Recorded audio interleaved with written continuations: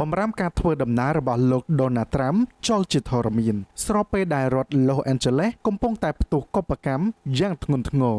បំរាមរបស់លោក Donald Trump ដែលហាមឃាត់ពលរដ្ឋមកពីប្រទេសចំនួន12មិនឲ្យជន់ទៅលើទឹកដីសហរដ្ឋអាមេរិកបានចូលជាធរមានខណៈទីក្រុង Los Angeles នៃរដ្ឋ California កំពុងតែផ្ទុះកុបកម្មយ៉ាងធ្ងន់ធ្ងរកាលពីថ្ងៃប្រហ័សទី5ខែមិថុនាឆ្នាំ